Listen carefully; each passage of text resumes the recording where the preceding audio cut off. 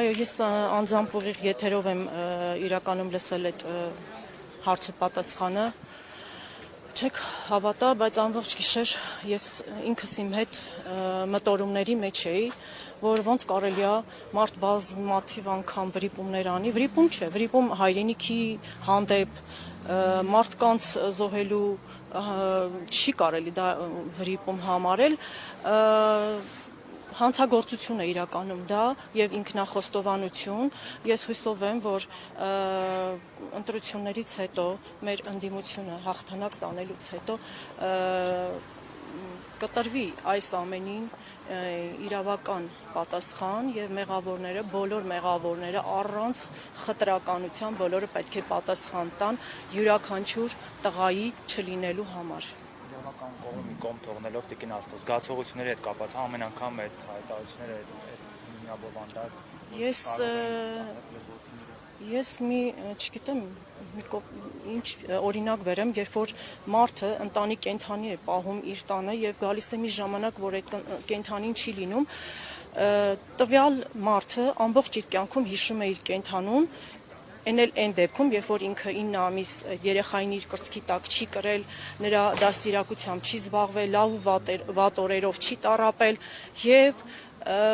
դու, երբ որ 20 տարի պահել ես քո երեխային, ապրել ես նրա ամեն մի ուրախությունով ու այսօր քո երեխան ինչ որ մի մարդու կամահրանքի պատճառով իր աթոռի համար տարել եւ զոհել է այսքան տղաների։ Լսում եմ իր ելույթները այսօր դեպ լրագրողների հետ հարց ու պատասխաներ, անգամ լրագրողներին է սպառնում, որ եթե դուք ինձ չընտրեք, ձեր կոպիտ եմ ասում, ձեր բերանին են տալու, Վահե Մակարյանին է ասել, Լիային նորից վախացրեց, ասեց, նույնը ասում եմ այն, ինչ որ ասել եմ Մակարյանին, իմ կարծիքով այս մարդը չգիտեմ ով է, որ ամեն առավոտ արթնանում է քնից, բացում է իր հեռախոսը եւ այն հայտնի մուլտիկի նման ասում է зеркальце скажи, я на свете всех милее եւ всех Ռումյանի Բիլեյը, բայց ուզում եմ հիասթափեցնել, որ դու դա չես, դու ընդամենը պարտված ղեկավար ես եւ պարտված ղեկավարը, եթե 1% ինքնասիրություն ունի, ապա նա 20 թվականի նոյեմբերից հետո պետք է հեռանար իր աթոռից, տեղը զիջելով ավելի հզոր մարդու։ Վիճակ եմ տեսել, երբ Նիկոլ Փաշինյանը շրջում էր, օրինակ ասում էին զոհվածի տատիկ է, այսպես խոնարհվում էր եւ այլը, բայց մենք տեսել ենք, թե ծնողների հետ ինչպես են վարվել եւ շատերին նաեւ հորդորում է, ասում է թող դուրս գան մարդկանց մեջ, շրջեն ուղիղ եթերով եւ այլը։ Երբևէ կկարողանա օրինակ անցնել ձեր դիմացով, զոհված զինծառայողների, ծնողների, պայքարող ծնողների դիմացով եւ այդպես հանգիստ շրջել իր ուղիղ եթերով։ Առանց այո այդ շքախը։ Պաշտոնավարման ընթացքում իհարկե առանց թիկնապահների բոլորս էլ գիտակցում ենք, որ չի կարող շրջել։ Նա անգամ կես մետր, 10 մետր հեռավորության վրա նա չի կարող երևալ զոհված զինծառայողների, պայքարող ծնողների առաջ։ Իսկ հետագայում, եթե կալանավորված չլինի, կարող է, բայց այդ դեպքում չգիտեմ ինչ կարող է տեղի ունենալ իր հետ։ Հաստացի նա առանց թիկնապահների տեղ չի գնում։ Նայել ձեր աչքերին պարզապես կարողանա թե մտածում եք ինքը այնքան այդ ցինիզմը Այո, նա ինքնասիրություն չունի, հասկանում եք, նա ամեն ինչ անում է, որպեսզի վիրավորի, ցավեցնի, ցավի վրա նորից ցավ ավելացնի,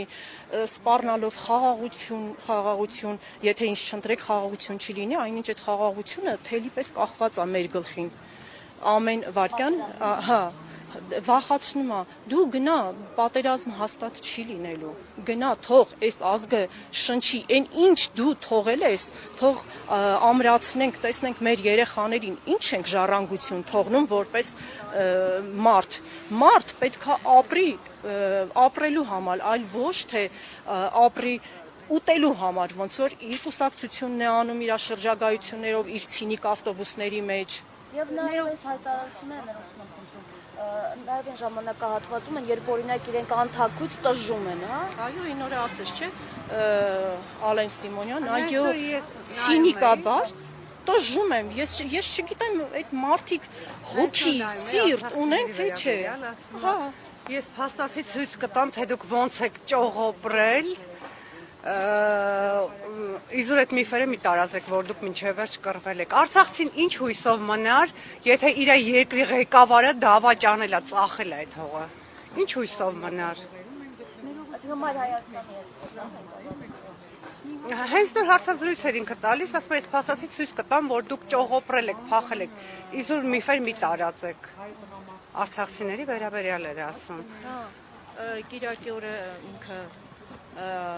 արցախցի այդ աղջկան ասում էր դուք փախել եք, այսօր ասում եմ ես ոչ չեմ ասում, որ փախել են ժողովուրդը, դա էլիտան է փախել, իսկ հարց Բաքվի բանտում քաղաքական էլիտան չի Արցախի։ Մի հարց էլ ասեցիք, որ նոր ընտրություններով եք պայմանավորում ձեր հարցերությունը, նախընտրական իրավիճակից ելնելով ինչ ակնկալիքներում եք նոր ընտրությունների արդյունքի վրա, ըստ այդմ նաև ձեր հարցի լուծման հնարավորությամբ։ Ես ուզում եմ լիահույս լինել, որ ընդդիմությունը պետք է հաղթի այս ընտրապայքարում եւ մի հատ պահանջս տնտեսությունը երկրորդական եւ այլն մնացած բոլոր հարցերը լուծելի է, բայց եթե դավաճանության համար չպատժվի մեկը, հաջորդ անգամ կրկնվելու է նույնը։ Ուստի ես պահանջում եմ ընդդիմությունից, որ կուսակցությունն էլ որ կհաղթի ընդդիմության շրջանակներում աչքաթող չանել այս հարցը, որովհետեւ այս հարցի լուծումից է կախված Հայաստանի ապագան։ Այսինքն ինքը պիտի հայտնվի ճաղերի ետևում։ Այո, մեր այսքան տարվա պահանջը, պայքարը հանուն արդարության է, որ պետքա դավաճանը պատժվի։ Մենք ասել ենք ոչ պաշտոն ենք ուզում, ոչ գումար ենք Ով է լինի իշխանություն, մենք էլի մեր դիմումով գալու ենք դատախազություն ու պահանջենք մեղավորների պատիժը։ Այո, միանշանակ։ Ինքը եւ նրանք, ովքեր իր հետ միասին մեղավոր են այս ամեն ինչի։ Իսկ ինչ վերաբերվում ընտրություններին, մենք մշտապես կանգնած ենք եղել իրական ընդդիմության կողքը։ Ափսոս արդեն ծնողները քիչ են, թե չէ մենք ինքներս կմասնակցեինք ընտրություններին։ Ափսոս։ Այլ ինչ ասեմ, ասեք, հարց տվեք, ասեմ։ Եվ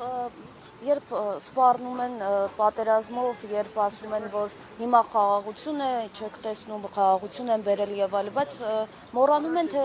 այդ արհավիրքը ում ժամանակահատվածում է եղավ եւ այդ Ես չգիտեմ ով է մոռանում, մենք չենք մոռանում, որ 4 պատերազմով են անցել այս 8 տարիների ընթացքում, ու այդ պատերազմով սպառնում է դրա տակ Այսինքն ես տեսնում եմ, եթե ես ընտրվեմ, պատերազմ չի լինի, Հայաստանի դռները կբացեմ ձեր առաջ, իսկ եթե ես չընտրվեմ, ջարդելով վերցրեք։ Ժողովրդին վախացնում է սպառնալիքով։ Այսինքն ստացվում է Ալիևը այս ամբողջ քաղաքական գործընթացները, չէ, այսինքն եթե նույնիսկ պայմանավորվածություն կա Ալիևի հետ։ Չէ, ես նկատի ունեմ ստացվում է, եթե նույնիսկ ժողովուրդը այդ խաղաղության ետևից թվացial գնա, ստացվում է, որ այստեղ որոշումները կայացնում է Ալիևը, հա? Այո, միանշանակ դրանում կասկած կա։ Մինչև օրս քայլերը դա են ապացուցել։ Այո, միանշանակ։ Նիկոլ Փաշինյանը Ինչ է նշանակում մենք սատարում ենք Նիկոլ Փաշինյանին, Ալիևը չէր ասել։ Էրդողանը։ Նիկոլ Փաշինյանը հայտարարում է, որ Արցախը երբևիցե չի եղել Հայաստանի կազմում կամ Արցախը միշտ եղել է Ադրբեջանի կազմում։ Այն ծնող դուք լինելով այն ծնողներից մեկը, ում որդիները զոհվել են Արցախում, ինչ կասեք այս մասին, երբ օկուպանտ էին արդյոք այն մարդիկ, ովքեր գտնվում էին Արցախի տարածքում, երբ որ նշում է, որ